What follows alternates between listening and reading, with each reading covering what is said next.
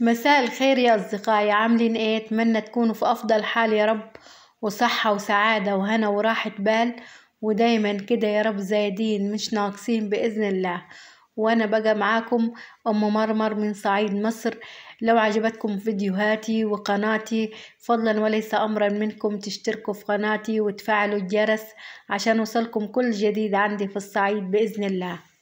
وفيديو النهاردة يا أصدقائي عن العيش الشمسي. لو عسل منك هتعملي فيه ايه؟ هترميه ولا هتعملي فيه ايه؟ من يومين يا جماعة جات جارتي خبطت عليا قالت لي الحقيني العيش الشمسي باظ مني وعسل، اعمل فيه ايه؟ تابع الفيديو للآخر وشوفي أنا نصحتها بإيه. البداية نقول بسم الله الرحمن الرحيم ونصلي على حبيبنا عليه أفضل الصلاة والسلام. وبداية العيش الشمسي الصح يا جماعة من الخميرة. عملتي خميرتك صح يبقى العيش الشمسي هيطلع معاكي زي الفل. الخميرة بتاعتي بقى عبارة عن بحط العجانة بتاعتي بجيبها واحط لها مية زي ما انتم شايفين كده، بحط لها معلقة زيت كبيرة ومعلقة سكر كبيرة، وبحط الخميرة البيرة كد غلاية الفول في الصيف يا جماعة، وبحط الخميرة اليتيمة بتاعتي. وكمان بحط بصلاية صغيرة بقسمها نصين زي ما انتم شايفين كده، او فصين توم بقسم كل فص نصين. وبعد كده بخلط المكونات بقى الخماير في بعض في المية، وبعد كده بحط الدقيق بتاعي عبارة عن طبقين كبار من الدقيق زي ما انتم شايفين كده، ما بكترش في الصيف يا جماعة. الخميرة البيرة كد غلاية الفول بس. في الشتاء بقى واليومين ديل الجو ابتدى يعني شوية، لسه ما دخلناش في الشتاء الصح بس شوية طرة شوية. فالخميرة بقى في الشتاء تزيدي غلاية الفول تخليهم كد غلايتين فول، برضو ما تكتريش اكتر من كده. الخميرة الرمانة بتاعتك او اليتيمة في الصيف يا جماعة لو عاملاها صغيرة حطيها امرسيها في المية كده وبعد كده طلعيها، انما في الشتاء امرسيها كلها وما تطلعيش منها ولا حاجة. معلقة الزيت والسكر يا جماعة مهمين جدا للخميرة، بتخليه ما يعسلش خالص يا جماعة. خلصت الخميرة بتاعتي دلوقتي العصيدة يا جماعة مهمة جدا، بتخلي العيش بتاعك طري لآخر رغيف عندك في الحلة. بتحطي مية على النار وبتحطي كمية الملح على كمية العجين اللي انت هتعجنيه، وبعد كده بتحطي كد ربع طبق دقيق في الحلة اللي انت هتعجني فيها، وتكبي عليها المية اول ما تغلي، تكبي عليها وتعصديها بقى وتحطي لها مية من الحنفية وتسيبيها بقى لحد الصبح. لما تجيبيها زي ما انتم شايفين كده انا جبتها ومرستها، وبعد كده حطيت الدقيق بتاعي وابتديت اعجن في العجين بتاعي. عايزه اقول لك العصيده بتخلي العيش طري يا جماعه لاخر رغيف بيقعد معايا. مهمه جدا جدا يا جماعه. في الصيف ما تكتريش عصيده، يا دوب ربع طبق او اقل، انما في الشتاء كتري بقى، حطي نص طبق كده حلو، بيخلي العصيده العجين حلو جدا، بيخلي العيش طري. في الشتاء مش هينشف منك خالص. عوامل بقى نجاح الخميرة يا جماعة معلقة السكر ومعلقة الزيت والفص الثوم أو البصلاية الصغيرة، دي كلها يا جماعة عوامل بتخلي الخميرة بتاعتك تدي حدوقة كده. فمجرد ما ادت حدوقة يبقى كده العيش هيطلع زي الفل. فلازم لازم لازم تدوقي الخميرة بتاعتك لقيتيها معسلة وطعمها زي السكر كده يبقى لا، أنصحك ما تعجنيش عليها خالص.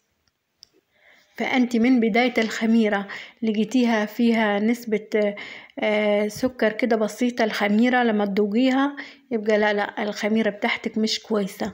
إنما لو لقيتي فيها نسبة حدوقة يبقى خلاص تعجني عليها زي الفل. وكمان تكتري الكمية اللي انت عايزة تكتريها في العيش.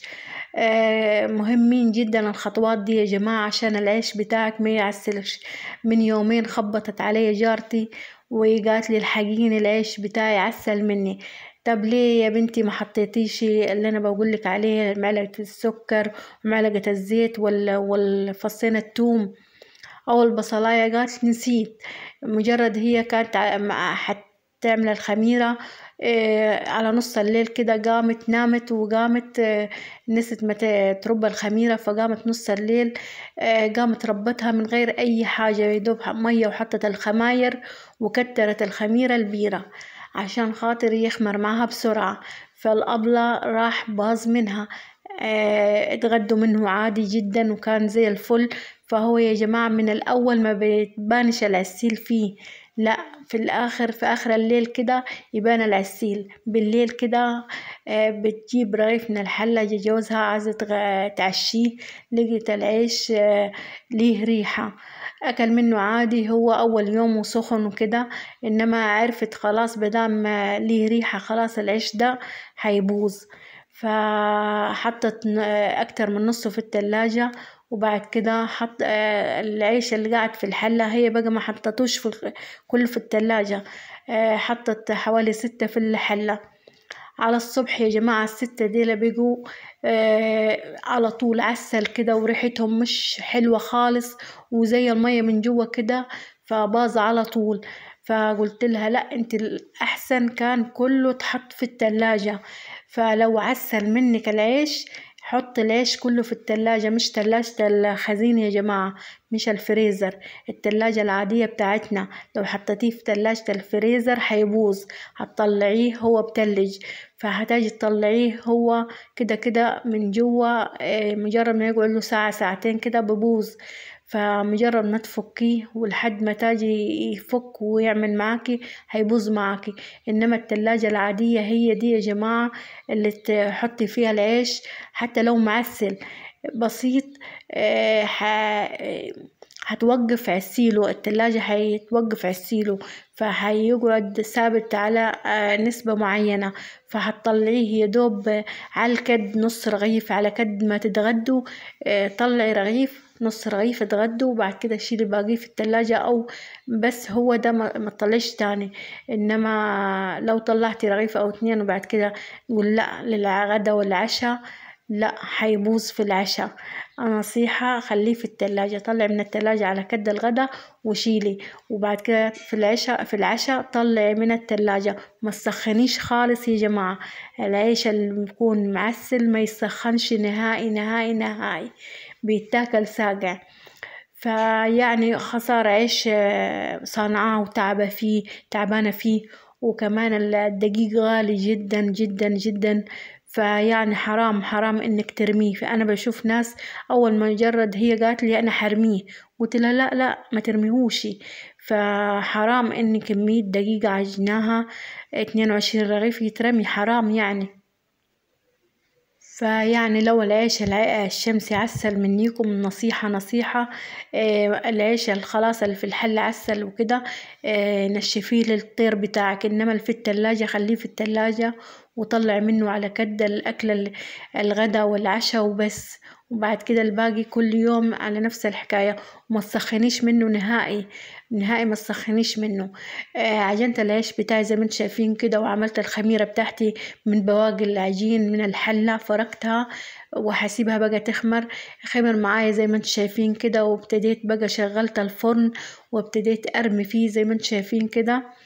عايزه اقولك انا في الصيف نهائي ما انساش بقى معلقه السكر ومعلقه الزيت ولا فصين الثوم نهائي، لاني وارد اني يعسل مني العيش لاني بنحط الخماير.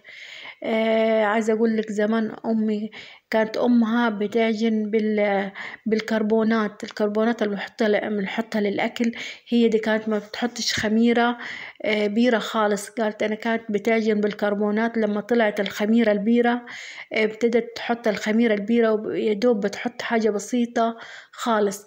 فيعني ناس زمان تربوا على الفطرة كده ان بحطوا الكربونات، ما كانش عندهم خماير، فكان بيعملوا الخميرة اليتيمة دي وكانوا بحطوا الكربونات بقى بتساعد ان بتخلي العيش يخمر معاهم من غير اي خميرة. والله الخميرة دي الخميرة البيرة والخماير دي جابت العيا للناس فعلا فعلا فعلا.